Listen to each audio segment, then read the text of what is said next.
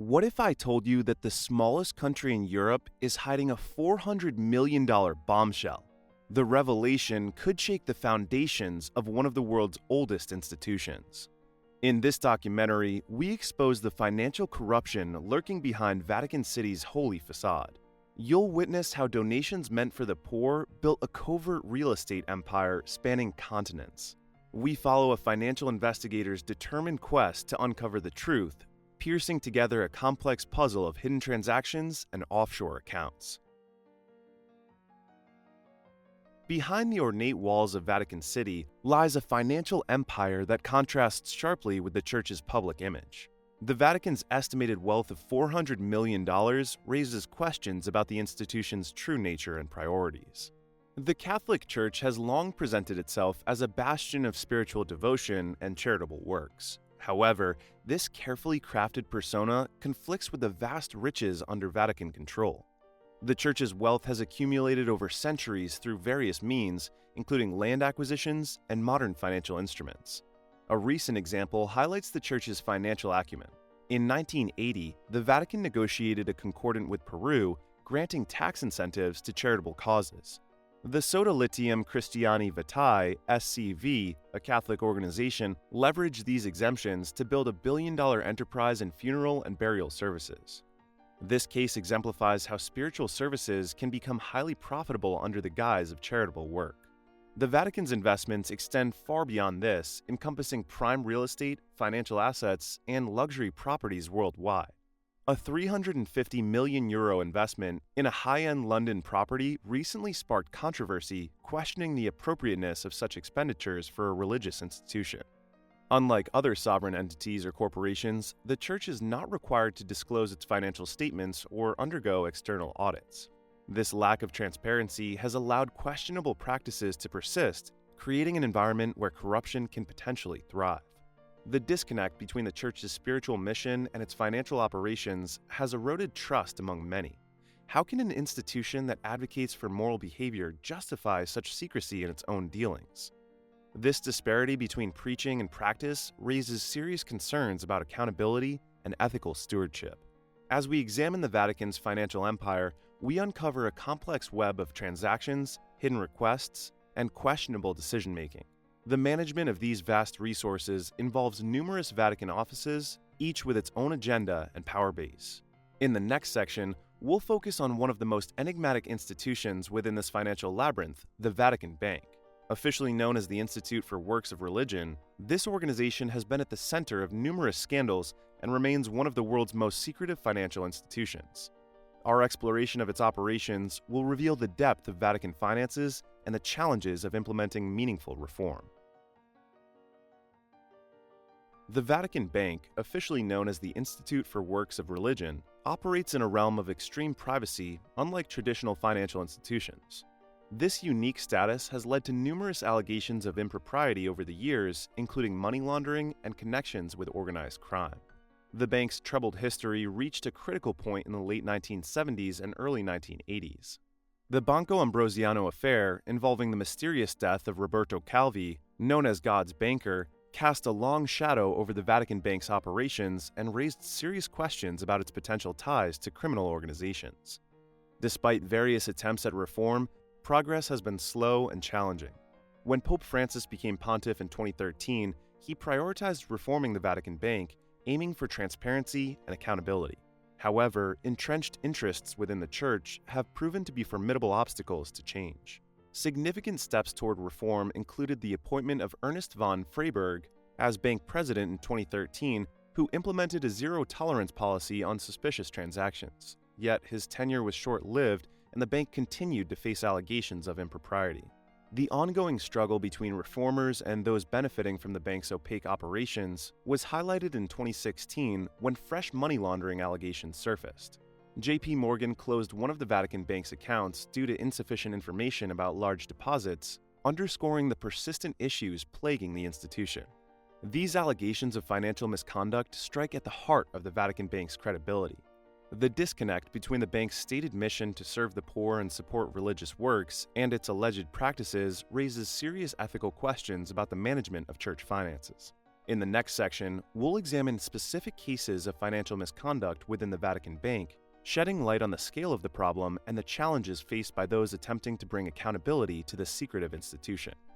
These instances will help us understand why the Vatican Bank has become synonymous with financial scandal and why its reform is crucial for the Catholic Church's credibility. While the Vatican Bank's history is riddled with controversy, the shocking revelations that emerged in 2021 were unprecedented. A luxury London property became the focal point of the most significant financial trial in Vatican history. Cardinal Angelo Becciu, once a powerful figure within the Vatican's inner circle, faced charges of fraud, embezzlement, and abuse of office. This marked a watershed moment as Becciu became the highest-ranking Catholic Church official ever to face judgment in the Vatican's civil justice system. Prosecutors sought convictions for nearly 50 different charges, with damages exceeding €400 million. The case centered on substantial investment by the Vatican's Secretariat of State in a London property, which unraveled into a complex web of financial misconduct. As the trial unfolded over 2.5 years, the misuse of charitable donations came to light. Becciu stood accused of embezzling Vatican funds to a charity run by his brother, claiming the money was for a bakery to help at-risk youths. He was also charged with making payments to a woman for alleged intelligence services, which he argued were for negotiating the release of a kidnapped nun. The London property deal exposed the Vatican's secret real estate portfolio to intense scrutiny. Prosecutors alleged that the acquisition involved transactions tainted by extortion, with one broker accused of manipulating the deal and demanding a significant payoff. These revelations exposed the stark contrast between the Church's message of poverty and charity and the reality of its vast, often opaque financial operations. The trial concluded with a historic verdict. Cardinal Angelo Becciu was found guilty of fraud and sentenced to 5.5 years in prison. This decision sent a clear message that no one, not even a high-ranking cardinal, was above the law. The implications of this scandal extend far beyond Vatican City. It raised broader questions about the Vatican's financial practices and the rule of law within the city-state, highlighting the enormous challenges of achieving transparency and accountability in an institution steeped in centuries of tradition and secrecy. This unprecedented trial prompts us to consider its wider impact. How will it affect the Catholic Church's global reputation? What does it mean for the millions of faithful who contribute to the Church? Can the Vatican implement meaningful financial reforms to prevent future abuses? These questions lead us to examine the broader impact of Vatican financial practices on Catholic communities worldwide. In our next section, we'll explore how these scandals have reverberated across the Atlantic, affecting the U.S. Catholic Church and challenging the faith of millions of American Catholics. The Vatican's financial scandals had far-reaching consequences, extending to unexpected places like Peru. In 1980, the Vatican and Peru signed a concordat that included provisions for tax exemptions on charitable and mission-based activities.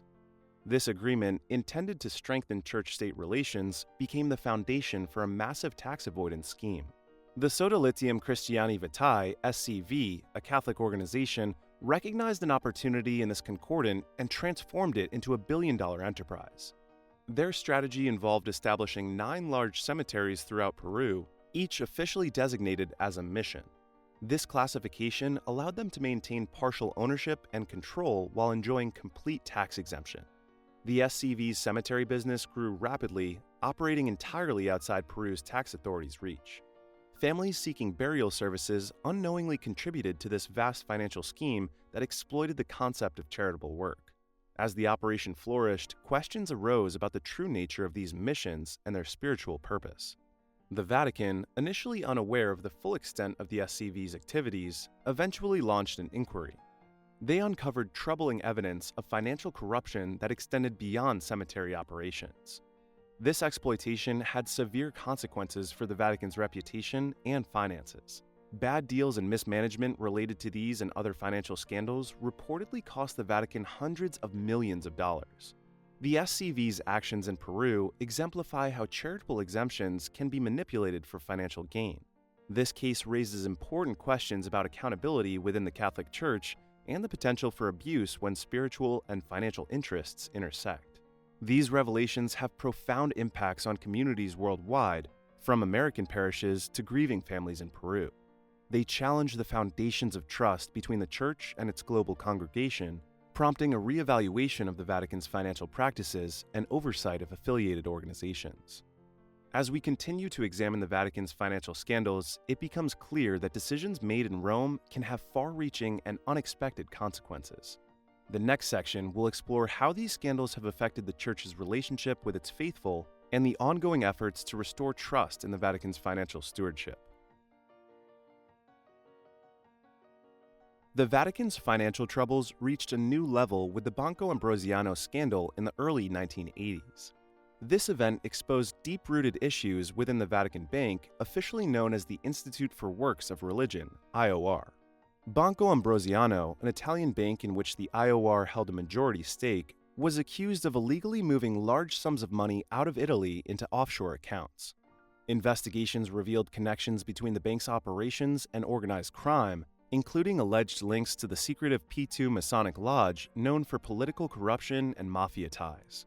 Roberto Calvi, the chairman of Banco Ambrosiano, played a central role in this scandal. His close relationship with the Vatican earned him the nickname God's Banker. As the scandal unfolded, Calvi fled Italy after being convicted of financial misconduct. In June 1982, his body was found hanging beneath London's Blackfriars Bridge with bricks and cash in his pockets. While initially ruled a suicide, the circumstances of his death remain controversial. The Banco Ambrosiano affair exposed a culture of favors and backroom deals within Vatican finances. Author Philip Willan, who investigated the case, noted that Vatican officials continued to exchange favors with Italy's political and business elite, driven by greed rather than ideology. This scandal had far-reaching implications for the Catholic Church's moral authority. The potential connections between the Vatican Bank and organized crime raised serious questions about the institution's integrity. Despite numerous investigations and reform attempts, many aspects of the Vatican Bank's involvement remain unclear, hidden behind layers of secrecy and bureaucracy. The Banco Ambrosiano scandal highlights the challenges of reforming Vatican finances. Entrenched interests and complex power structures within the Church have resisted change. As Willan stated, a thorough reform of the Church's business culture will not be either easy or quick. This event serves as a cautionary tale about the consequences of inadequate financial oversight and blurred moral boundaries. It continues to influence discussions about transparency and accountability in Vatican finances, raising questions about whether the Church can fully regain the trust of its faithful in financial matters. The next section will examine ongoing efforts to reform Vatican finances in the aftermath of these scandals, exploring the obstacles faced by those pushing for greater transparency and considering the prospects for meaningful change within the Church's financial operations. Pope Francis ascended to the papacy in 2013 with a clear mission: to bring transparency and accountability to Vatican finances. His reform agenda aimed to modernize the Church's financial operations and restore faith in its fiscal management. The Pope's initial moves were bold and decisive. In June 2013, he dismissed all 5 members of the Financial Intelligence Authority Board, replacing them with a diverse group from around the world. In February 2014, he appointed Australian Cardinal George Pell as the prefect for the newly created Secretariat for the Economy, tasked with overseeing the Vatican's financial activities. However, changing the Vatican's financial culture proved to be a formidable challenge. The resistance to reform was fierce and came from multiple fronts within the Church hierarchy. Those benefiting from the old system of opacity and lack of accountability viewed the reforms as a threat to their influence and interests. As time went on, the obstacles faced by the reformers became increasingly apparent. In 2016, a planned audit was unexpectedly canceled, highlighting the deep-rooted resistance to change within the Vatican's financial institutions. Despite these setbacks, Pope Francis continued to push forward with his reform agenda. He took action against financial misconduct, even when it involved high-ranking Church officials. The expulsion of several members of the Sodalitium Christiani Vitae for financial corruption demonstrated the Pope's commitment to rooting out wrongdoing. The historical context of corruption within the Vatican, where previous attempts at reform had often been undermined by internal politics, loomed large. The culture of resistance to change, built up over centuries, proved to be a formidable opponent even to papal authority. As the reform efforts continued, a pattern emerged. While new oversight bodies were created and some key figures in Vatican finance were dismissed, The effectiveness of these reforms remained in question.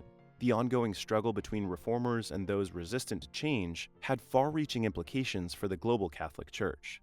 The future of Vatican finances remains uncertain. The success of Pope Francis's reforms in bringing transparency and accountability to the Church's financial operations hangs in the balance. The outcome of this struggle will have profound implications for the Catholic Church's credibility and its ability to fulfill its spiritual mission in the modern world. In our next section, we'll examine how these reform efforts and ongoing financial scandals have impacted the Catholic Church globally, with a particular focus on the United States. We'll explore how American Catholics have responded to these revelations and what it means for the future of the Church in one of its largest and most influential congregations. Pope Francis faced resistance in Rome while a financial arrangement involving millions of American Catholics was about to cause significant controversy. The Peter's Pence collection, a tradition raising nearly $190 million for global charitable actions, became the center of this issue. American Catholics have been generous contributors, donating about $10 million annually, which represents roughly 25% of all Peter's Pence contributions. However, the Vatican recently confirmed that only about 20% of these funds go to the poor, while 80% finances Vatican operations. This revelation has deeply impacted the American Catholic community, challenging their trust in the Church's financial practices. U.S. Catholic leaders now face pressure to reform solicitation practices for Vatican donations. Suggestions include clearly stating how funds will be used and implementing stricter financial accountability measures. Experts propose that donations be made with written restrictions and held in segregated accounts audited by independent CPA firms. These measures aim to provide the oversight and transparency that has been lacking in Vatican financial practices. The impact of these revelations extends beyond the United States. As one of the largest and most influential Catholic populations globally, the response of American Catholics could potentially spark a worldwide reassessment of church funding practices. U.S. Catholic leaders find themselves at a crossroads, balancing loyalty to the Vatican with responsibility to their local congregations. Their decisions in the coming years could significantly alter the financial relationship between American Catholics and the Holy See. The repercussions of this issue reach far beyond American borders. The response of the U.S. Catholic community could influence how other countries approach church funding practices. This situation raises questions about the Vatican's future ability to fund its operations and charitable works. As we look ahead, the future of Vatican finances and its impact on the global Catholic community remains uncertain. The next section will explore the broader implications of these financial practices and scandals, examining how they're reshaping the relationship between the Church and its faithful worldwide. The conviction of a top cardinal for embezzlement highlighted the urgent need for financial reform within the Catholic Church. Pope Francis has prioritized this reform, aiming to restore confidence in the Church's financial arm, particularly the Vatican Bank. His efforts represent the most ambitious attempt yet to bring accountability to an institution long shrouded in secrecy. The path to reform faces significant obstacles. Entrenched interests and a culture of opacity continue to resist change, making substantial improvements difficult to implement. Powerful forces within the Church's bureaucracy oppose reform efforts, and the culture of corruption remains deeply ingrained among senior Vatican officials. Experts emphasize that comprehensive financial reform is essential to avoid repeating past mistakes. Key proposals include independent audits by certified public accountant firms, segregated accounts for donations, and the adoption of international financial standards. These measures could demonstrate the Vatican's commitment to financial accountability and restore trust among the faithful. The stakes are high. If the Vatican fails to implement meaningful reforms, it risks further financial scandals that could severely undermine its credibility and mission. The recent conviction of Cardinal Becciu serves as a stark reminder of the consequences of financial mismanagement. Catholics and other religious donors should be aware of potential red flags in religious organizations' financial practices. These include unclear communication about fund allocation, resistance to independent audits, and failure to adhere to donor intent. By being vigilant and demanding transparency, individuals can play a role in holding religious institutions accountable. The ongoing financial trials and scandals have revealed significant abuses, including the misuse of funds intended for charitable purposes. These revelations highlight the potential consequences of inaction. If the Vatican fails to address these issues, it risks further reputational damage and a loss of trust among its global congregation. As we look to the future of Vatican finances, the success of Pope Francis's reform efforts remains uncertain. The outcome will have profound implications not just for the Catholic Church, but for religious institutions worldwide grappling with issues of financial transparency and accountability. In our final section, we'll examine how these financial practices and scandals are reshaping the relationship between the Church and its faithful around the world. We'll also consider what steps individual Catholics can take to encourage greater transparency and accountability from their religious leaders. The Vatican's financial scandals have exposed a deep rift between its spiritual mission and worldly practices, threatening the Church's moral authority. Catholics now face a crucial decision: demand accountability or accept the status quo. By insisting on transparency in donations, advocating for independent audits, and requiring funds to be held in segregated accounts, the faithful can drive meaningful change. These actions could help ensure charitable contributions are used as intended. The Catholic Church's future credibility depends on genuine reform and a commitment to financial integrity. This path forward requires courage, perseverance, and dedication to transparency and accountability. Only through these efforts can the Vatican reconcile its spiritual mission with its temporal responsibilities.